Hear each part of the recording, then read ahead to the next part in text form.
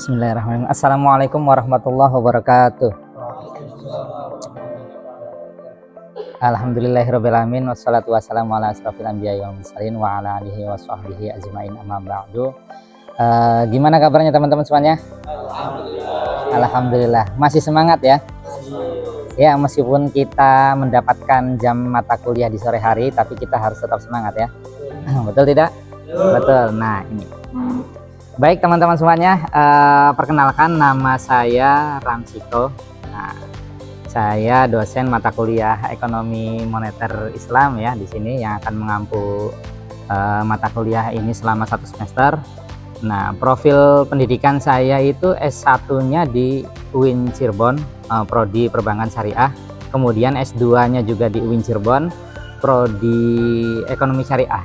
Nah, ini mata kuliah akan membahas sistem moneter dari sudut pandang Islam, termasuk konsep uang, kebijakan moneter, inflasi, hingga sistem keuangan syariah.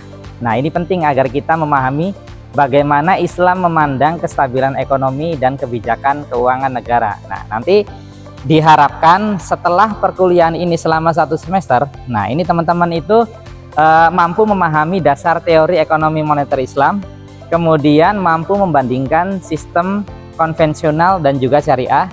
Kemudian teman-teman juga mampu menganalisis isu moneter kontemporer seperti halnya misalnya inflasi dan nilai tukar dari perspektif Islam. Nah, itu ya tujuan pembelajaran kita nanti di akhir semester. Diharapkan teman-teman bisa mencapai kompetensi yang demikian ya, seperti itu. Lanjut Mas. Nah, ini sebelum kita masuk ke perkuliahan selama 1 semester, kita butuh kesepakatan dulu, kontrak belajar mengenai sistem penilaian. Nah, ini saya sudah buatkan ya. Kita butuh kesepakatan antara saya dan juga mahasiswa ya teman-teman. Nah, ini di sini ada bobot penilaiannya ya. Kehadiran itu nilainya 10%, kemudian tugas mandiri 20%, tugas kelompok 15%, UTS 20% dan UAS 35%. Nah, sampai di sini sepakat atau ada yang ingin berpendapat tentang bobot penilaian?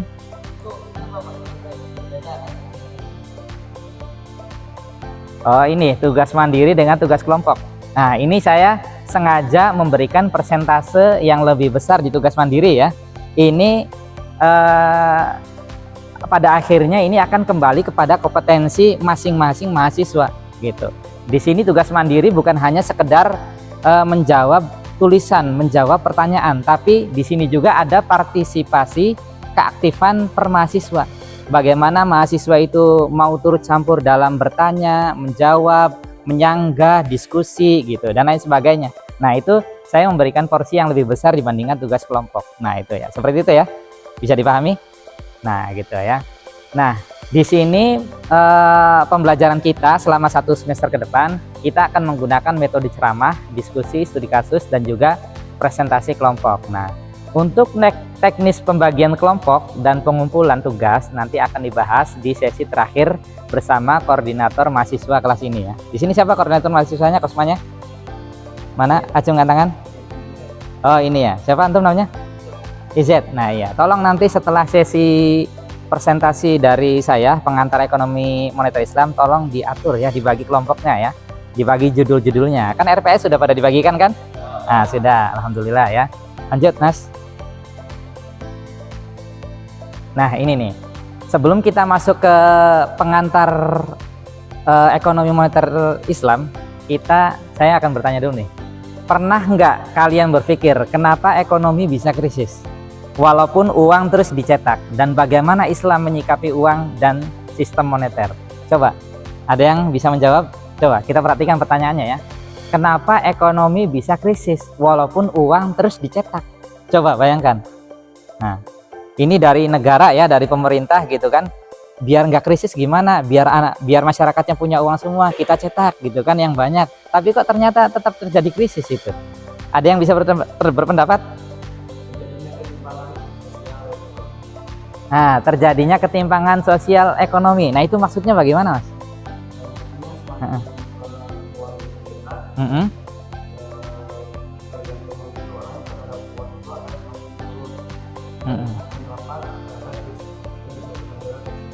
Iya. Betul ya, alhamdulillah ya. Nah, untuk lebih jelasnya saya akan melakukan simulasi ya sedikit ya, melakukan simulasi terkait uang yang terus dicetak ya. Nah, nah saya akan mengeluarkan ini ya, coba ya. Ini uang saya cetak dalam suatu negara kepada masyarakat ya. Coba kita bagikan satu-satu ya. Tolong Mas. Ini Mas, tolong Mas. Nah, ini tolong bagiin ke belakang ya Mas ya, jangan dilipat sendiri ya Mas ya. Nah, ini coba ke belakang. Nah, ini juga coba ke belakang.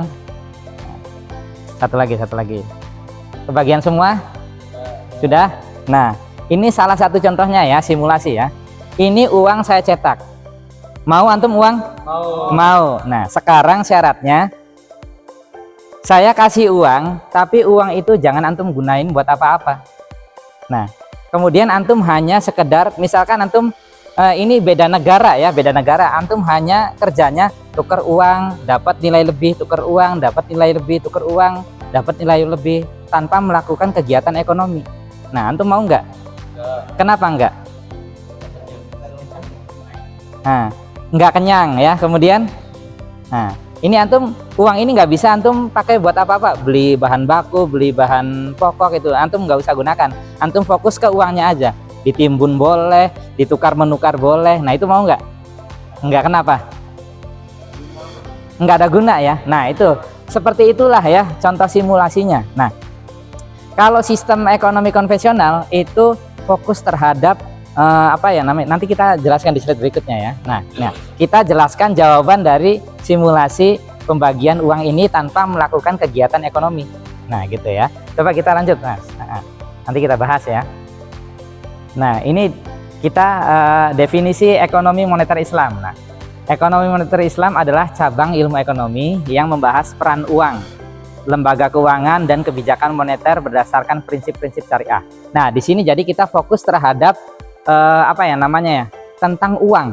Nah, uang, bagaimana peran uang, bagaimana lembaga keuangan mengelola keuangan, kemudian bagaimana kebijakan terkait keuangan di suatu negara. Nah, itu kita fokus terhadap uang. Uang itu bisa nggak sih menyelesaikan masalah krisis, inflasi, pengangguran, dan lain sebagainya. Nah, seperti itu ya. Nah, kemudian di sini prinsip syariah di sini tidak hanya sekedar bebas bunga. Nah, yang kita tahu prinsip syariah itu kan bebas bunga, bebas riba gitu kan. Nah, tapi di sini juga menekankan keadilan, stabilitas, dan mencegah spekulasi berlebihan atau gharar dan maisir. Gharar apa? Penipuan. Maisir? Nah, ya seperti itu ya. Kita harus menjauhi hal-hal yang semacam itu. Lanjut, Mas. Nah, ini dia nih ya. Ciri sistem moneter Islam. Nah, ciri-cirinya ya, saya buat ada 4 ya, yang lebih simpel saja. Nah, ini cirinya yang pertama adalah larangan riba. Ini terdapat di Quran Surah Al-Baqarah ayat 275 sampai 279. Ada yang hafal? Ada yang hafal? Coba silakan. Tunggu Mas, coba pakai ini sedikit sebentar. Coba, gimana? A'udzubillahi minasyaitonirrajim. Bismillahirrahmanirrahim. Ya ayyuhalladzina amanu la taqulur riba adhafan mudha'afah. Wattaqullaha alladzi la'allakum tuflihun. Artinya, wahai orang-orang yang beriman, janganlah kalian memakan dari hasil riba adhafan mudha'afah, yang menjadi berlipat ganda gara-gara riba tersebut. Nah, syukran ya Mas ya, terima kasih ya. Nah, intinya gitu kan, nah, nanti bisa di cross check ya, barangkali saya salah ya. Intinya pada ayat 275 sampai 279 ini Islam menekankan bahwa manusia itu melarang perbuatan riba ya, kemudian membolehkan kegiatan jual beli, kemudian bahkan dianjurkan untuk melakukan zakat, infak, sedekah. Nah, seperti itu ya kurang lebih ya. Nah, seperti itu. Nah, ini ya larang riba. Ini ciri sistem moneter Islam. Kemudian yang kedua adalah uang sebagai alat tukar, bukan komoditas. Nah, ini yang maksudnya uang itu dipakai bukan untuk jual beli. Maksudnya jual beli itu saya jual uang, saya beli uang. Nah, bukan seperti itu. Uang itu hanya sebagai alat tukar saja gitu. Punya barang apa, kita beli pakai uang. Punya jasa apa, kita beli pakai uang. Jadi jangan uang beli uang gitu tuh. Paham tum? Nah, cipertum. Nah, gitu ya. Nah, kemudian yang ketiga adanya 100% reserve banking. Nah, ini maksudnya uang yang ditabung, yang disimpan di bank itu murni dijaga oleh perbankan. Nah, ini kalau perbankan syariah ini sistemnya seperti ini. Kalau perbankan konvensional itu uang yang ditabung itu kemungkinan tidak 100% utuh, tidak dijaga. Jadi sekian persennya itu perbankan konvensional dikeluarkan untuk orang-orang yang membutuhkan pembiayaan atau kredit. Nah, seperti itu. Kalau dalam perbankan syariah ini murni tergantung akadnya. Kalau akadnya titipannya minta dijaga, tidak boleh dikeluarkan untuk hal yang lain, nah itu harus dijaga 100%. Nah, kalau perbankan konvensional itu kan kita menghimpun dana semuanya 100%, kemudian beberapa persen perbankan konvensional itu mengeluarkan untuk siapa yang butuh kredit. Nah, seperti itu ya sistem perbankan konvensional. Paham ya? Nah, kemudian yang terakhir adalah berbasis sektor real, bukan spekulatif. Maksudnya di sini adalah uang itu fokusnya terhadap, meskipun uang itu sektor moneter, tapi uang itu diperuntukkan untuk sektor real, sektor barang dan jasa. Nah, itu jadi uang itu digunakan untuk ya membeli barang dan jasa gitu kan, mengolah barang dan jasa gitu. Kita dalam sistem moneter Islam itu sektor real, jadi uang itu benar-benar murni harus berguna gitu, berguna membeli barang atau jasa. Nah, ini ya, di sini ada tabel perbandingan konvensional dan Islam. Nah, di sini ada 4 aspek ya yang kita bahas. Nih, yang pertama aspek riba. Dalam sistem konvensional ini diperbolehkan. Nah, banyak kan perbankan konvensional yang menggunakan sistem bunga.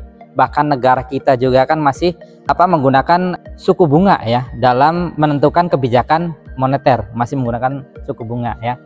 Nah, ini karena kita bukan negara Islam ya, tapi negara mayoritas Muslim. Nah, jadi kita terkadang hanya mengikut aturan dari pemerintah saja, yang memang itu bentuk dari toleransi dalam beragama, moderasi beragama. Nah, itu jadi kita tidak fokus kepada satu agama saja gitu. Nah, itu sistem moneter yang negara kita anut ya. Nah, gitu. Ini diperbolehkan, diharamkan. Kemudian lanjut dalam aspek uang. Sistem konvensional, uang merupakan alat dan komoditas. Nah, kalau sistem syariahnya itu, uang itu hanya sebatas alat tukar saja.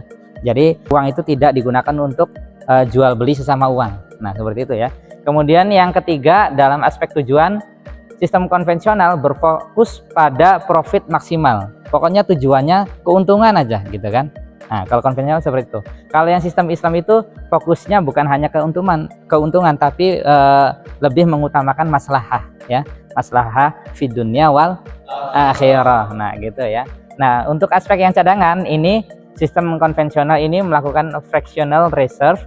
Kalau yang sistem Islam 100% reserve. Nah, ini seperti yang tadi cadangan, uang yang ditabung, uang yang disimpan. Kalau sistem konvensional ini dia bahasa gaulnya itu digolang lagi ya.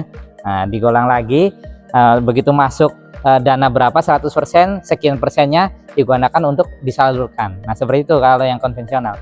Kalau yang sistem Islam itu 100% dijaga benar-benar, tidak dikeluarkan gitu ya. Lanjut, Mas. Nah, ini sekarang saya akan bertanya lagi ya. Bagaimana menurut Anda jika sistem moneter saat ini tetap berbasis bunga? Nah, kita kan masih menganut bunga nih. Nah, bagaimana? Ada yang bisa berpendapat? Bagaimana menurut Anda jika sistem moneter saat ini tetap berbasis bunga gitu kan? Sejauh ini kita masih menggunakan bunga, ya kan? Dari dulu sampai sekarang krisis sesekali terjadi pada tahun berapa? 98 ya. Nah, itu. Tapi di situ perbankan syariah tidak kolaps ya, masih bisa bertahan, tapi sejumlah bank konvensional itu banyak yang kolaps. Nah, seperti itu ya. Nah, ini bisa menjadi bahan renungan antum nanti buat tugas pertemuan yang akan datang ya. Nah, ini kurang lebihnya ya gambaran implementasi ekonomi moneter Islam. Nah, di Islam itu kan menawarkan implementasi ekonomi moneter Islamnya. Ini ada beberapa ya. Yang pertama itu melalui bank syariah, dengan produk-produk syariahnya. Kemudian Islam juga menganjurkan sistem ZIS, zakat, infak, sedekah. Nah, kemudian yang terakhir ada kegiatan pinjam meminjam, itu istilahnya Qardul-Hasan, pinjaman yang baik itu tidak ada bunga, tanpa bunga ya. Minjem berapa kembali harus tetap segitu. Ya, seperti itu ya. Lanjut, Mas. Nah, kesimpulan dari pertemuan pertama kita kali ini, nah pertemuan kita kali ini sebagai pengantar mata kuliah ekonomi moneter Islam ya. Nah ini ada 3 ya gambarannya ya. Yang pertama itu apa? Sistem moneter Islam dibangun di atas keadilan tanpa riba dan mendorong sektor real. Apa sektor real? Sektor barang dan jasa. Kemudian yang kedua, Islam tidak memandang uang sebagai komoditas. Islam itu tidak berfokus hanya jual beli mata uang, seperti itu ya. Dan yang terakhir adalah dengan prinsip ini sistem ekonomi akan lebih stabil dan menyejahterakan. Nah, seperti itu ya.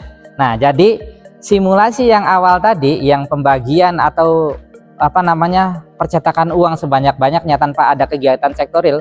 Nah, itu bisa jadi berdampak pada inflasi gitu, pengangguran. Kalau antum semua megang uang gitu kan, tapi tidak digunakan untuk memproduksi barang dan jasa gitu kan, nanti orang mau bekerja apa gitu kan, tidak ada yang harus dikerjakan. Nanti orang mau makan apa, tidak ada yang diproduksi gitu kan, hanya berfokus pada uang saja gitu. Nah, itu pentingnya kebijakan moneter ya dalam suatu negara.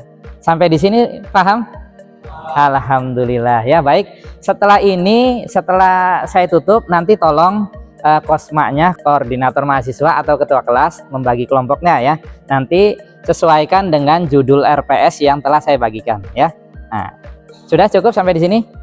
Cukup ya. Kalau sudah, mari kita akhiri perkuliahan ini dengan doa penutup majelis. Subhanaka Allahumma wa bihamdika asyhadu an la ilaha illa anta astaghfiruka wa atubu ilaik. Syukran. Wassalamualaikum warahmatullahi wabarakatuh.